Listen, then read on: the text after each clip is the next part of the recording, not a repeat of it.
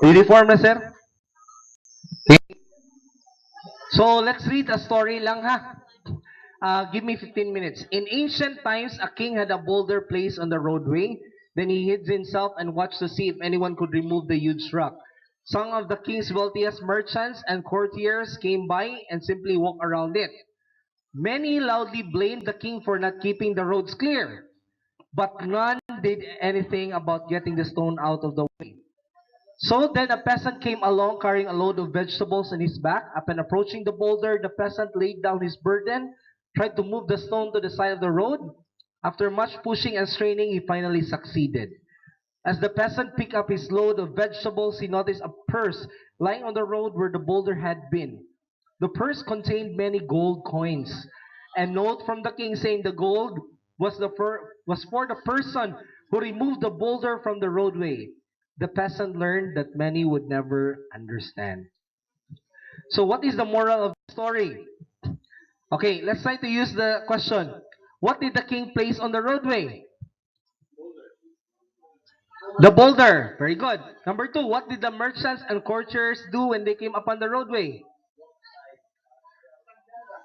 Okay. Oh, ilang kita ang merchant o ilang pasagdan no? Then what was the peasant carrying on his back? Vegetables. What did the peasant find under the boulder? Gold. What did the purse contain? Okay. Question. Does the question let you reflect about the story? So the answer is no. None of these questions are actually helping us. Okay, most of these questions are not enabling questions. These are questions that are knowledge-based. Okay, and mind you, 90% of all the questions that are asked now all over the Philippines is 90% knowledge question. Okay, so enabling questions are tools for higher order thinking. So, ang ato ang buhaton karon is we're going to learn how to ask good questions. Okay? Si Aristotle ug Socrates, they are number one in asking good questions. Okay? And they are able to share their experiences with us. Ato ni paminawon ha. Okay? Ansaon man? First strategy. Okay? When they answer, you answer, yes, that's correct. But sumpayi. Batang why? Di ba, a while ago, nga na akong gibuhat. Oh. Yeah, abdi kay si Sir Villarreal yung no. Okay? So, whatever their answer is, like teachers need to ask themselves, think of their answers correct. Like, if the student answers, photosynthesis is the process of food energy production, don't just say, that's right. Instead, ask him, yes, but why can't plants produce food the way humans do? Okay? So, we always end it with why. So, mo ni atong way sa atong questioning, ha? Okay? Punin ninyo. So, may technique, usta. Ikadua, what's the use? So, ang atong mga bata sa math, sir, maalagi sila, sir, unsa may gamit na ng X and Y? Put the question back to them. So, what do you think is the use of this? This is your assignment.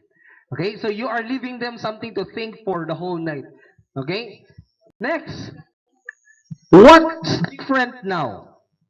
So, pareha na oh. If something changes, the teacher needs to ask, how will this change affect the way things are done?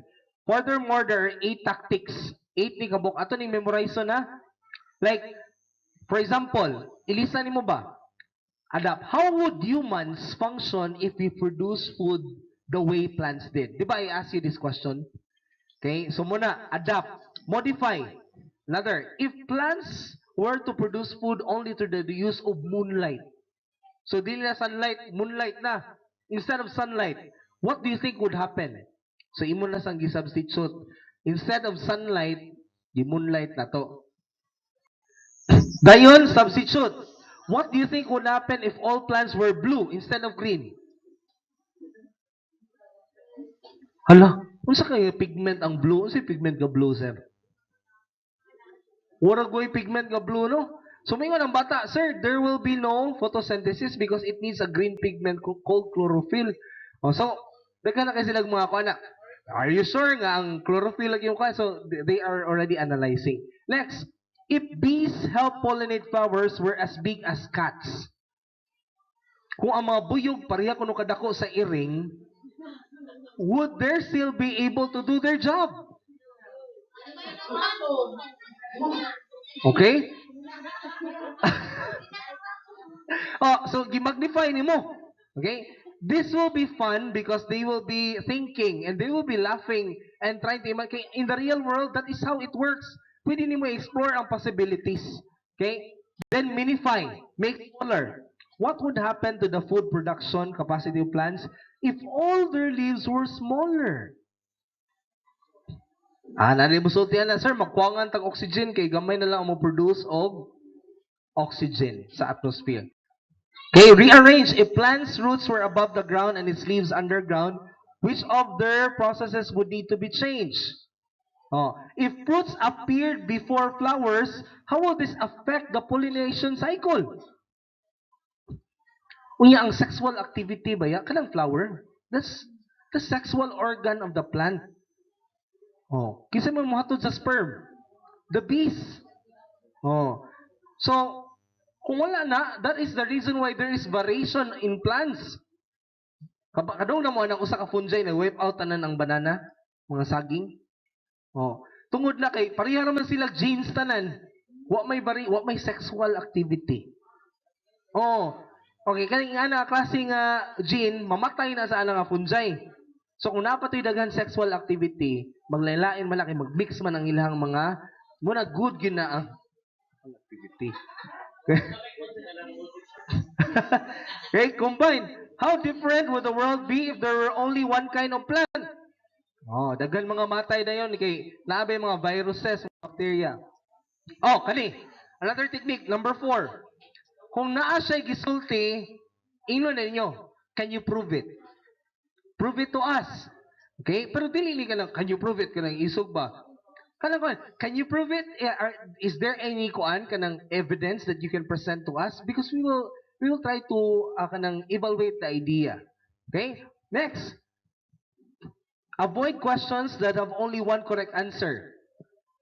Encourage creative thinking by asking questions that have answers that require students to defend them. Ask the questions like, how important is knowing about agriculture in human history? Kana. So dapat, pero kung lagi times nga mag-answer mo yes or no. So, unsa may masindot? Facilitative learning or kuan? Mo ano mo? Facilitative, sumpay din. Why? Ana din, sumpayan na to. Unsa ni gamit? Na. So, in next time, when I approach your class, naa na tayong ani questions ha? Ang mga bata mo, okay na.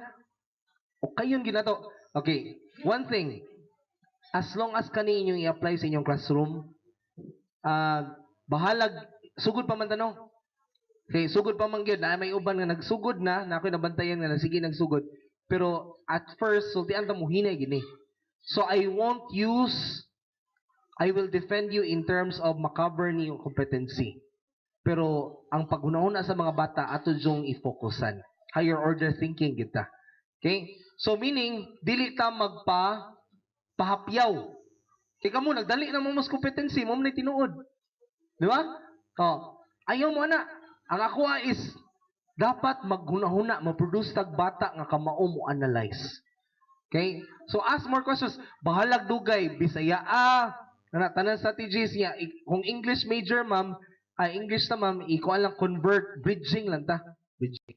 Okay? Ask questions that are more than one correct answer, like what plants can be used as medicine, then why? Then, alike or different, how is a cactus similar to an orchid? So, pareha sila. Pero unsa si diferensya nila? Sunod, square peg and round hole.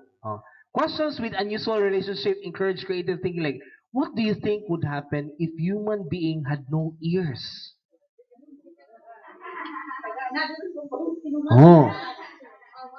Pero ka ng implication, dito ka dungog. Pero unsa pa na implication, ana?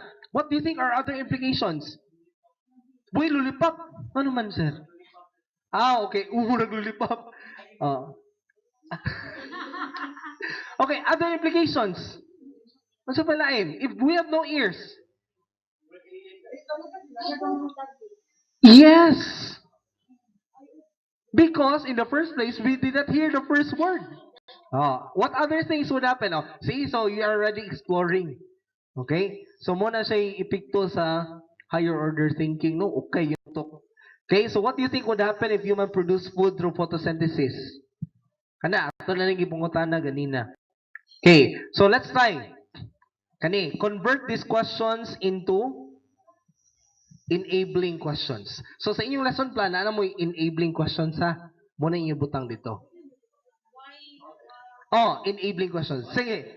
What did the king place on the roadway? Sige, sir. Convert. Why did the king place something on the roadway? So, from what? Kung unsa? Ano? Okay. So, another good question is, if you were the king, what would you place? Oh, so, murag iyang gi-relate yourselves. Okay, kanina sad. What did the merchants and courtiers do when they came upon the roadway? Ganon. Ganon. Kung kamo ang merchant o courtiers, would you do the same? Oh. Nga imuha lang pasagdan. Ano no? Okay. Next. What was the peasant carrying on his back?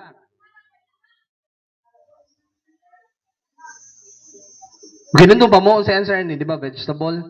I-change into enabling questions.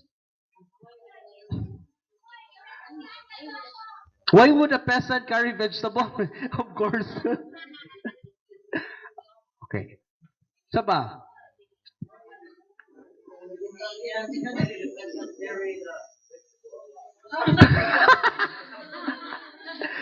Okay? So, okay sa itong utok no, maghimot ang enabling questions. Okay, ikaw ma'am Dret, naka-idea niya? Okay, si ma'am Angel na idea. Sige ma'am. If, okay. Kung ang peasant ko luwa gadag vegetables, sa kanyang gida. Okay? Muli nga na bata, kwarta na gida ma'am, kinahalin. Okay. So what did the peasant find under the boulder? Okay. So tanaw na to ang key of correction ha. Moni ha. If you were the king, would you have done the same thing? Why? Oh. How is the peasant's attitude different from the merchants and the courtiers? Oh. The next, how similar or different would the story be if the merchants and the courtiers were also carrying the same load in their bags? Di ba? Then make analogies between the elements of the story and your life. Oh. Then explain the statement.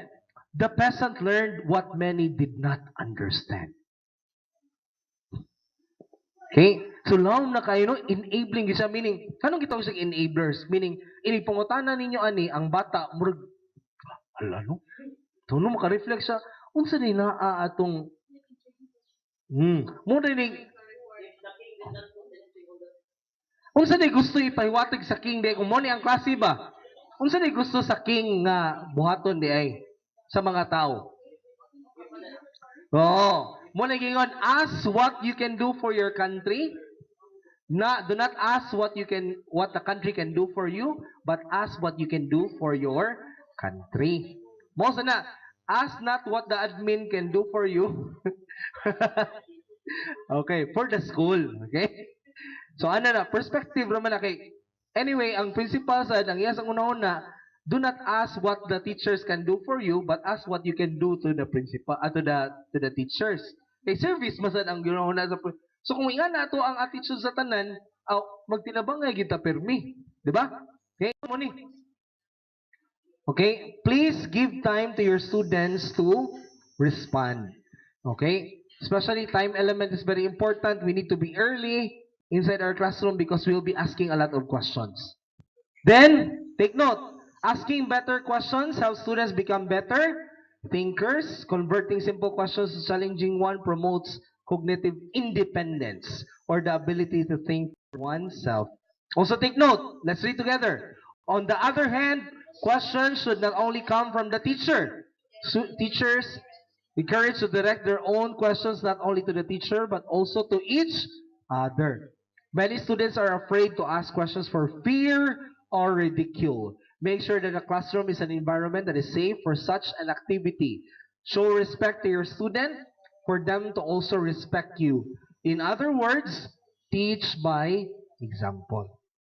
Okay, so kani mo ni atong pwede buhaton. I'm expecting that all of us will do this. Think, pair, share. So, nanatay cooperative learning groups. Hinana ni grado-grado ha. Kung pwede, taga-grading period, usa na ka cooperative learning group. Yung imong studyhan, kinsay bright, kinsay mo, level of cognition. Okay? I-arrange sila. Dayon, games. Di ba games ang ato ang starter sa ato karon? Then, video analysis. It's not enough to give a video. Afterwards, give them time to analyze it. Dayon, student debates.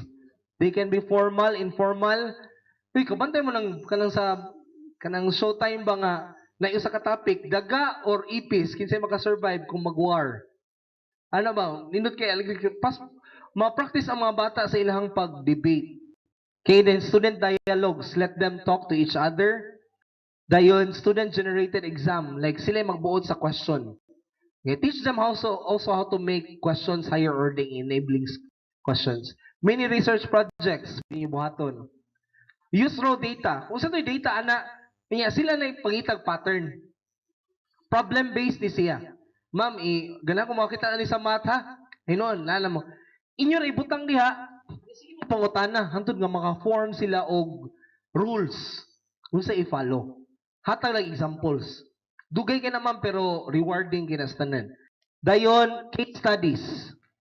Nay kaso, mo bitaw na kamuno, makabantay gyud ninyo. Ana sa na story diri, Mr. Kamulwat, ana, naminaw gid mo. Pero kanang discussion na dila kayo pero kung about sa story maminaw gid tanan. Tinga mga bata. Keeping journals or then newsletter. Then concept map, ipuhat nga na circle concept map to. Okay. So, I am also encouraging everyone to make journals. Last na lang ni journals ha. Ingat na. I have a wonderful time in my class. Students enjoy the story they choose to reflect on.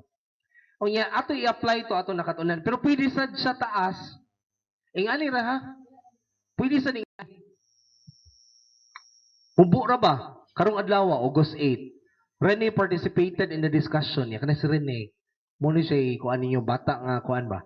Now I realize that all he needs is to be a group leader.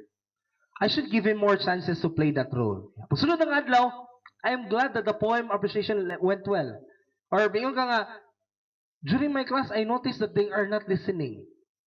Lara, maybe there is something wrong with what I'm teaching. Murag kuangan kaya akong self-discipline, kaya wala ko na badlong. I was not able to badlong a bata nga nag-isa sa iyang TL. So, next time I will, ha? Okay? So, okay. Kani mo itong exercise on ta, pero later on na lang. So, what will we do? Mag-job embedded, magudta. Okay, so what we're going to do is we're going to make a lesson plan. Okay, which I will be checking. Inyong i-apply ang inyong nakatunan sa ato ang from katong facilitative learning to what we have right now.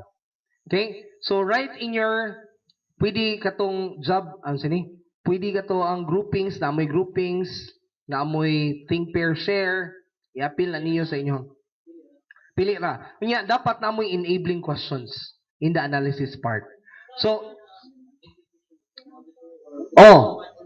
pwede mo add-on sir, basta ang ako ara gyud makita na ko mga bata nga magkuan sila, mag-analyze sila. Okay? So, sugod pa man ta for this from second grading to third siguro. I will allow us to focus on really practicing all these skills. Okay? So, bahalag kanang competency asay makover ana pero panigamutan na tong ma-achieve na to ang higher order thinking. Okay, inya atong test karon will be 3 parts. Can we write this down? Number 1, test 1, knowledge and recall 1 to 10. So 38 divided by 2 na lang ang. Okay, test 2. Understanding and application. Okay, 19 items. Dayon, test 3, analysis, and evaluation. 19 items gyapon. Okay, so si Ma'am Direct mo giuna ni pass og kuan pero ato i-revise ma'am ha na kay test 1, test 2, test 3. Okay? Practical test for second grading. Okay? Pwede na siya na choices sir. Tangi lang choices. Okay. Pero ang choice ka lagi sa principal's test kay puro man na siya evaluation pero na siya choices.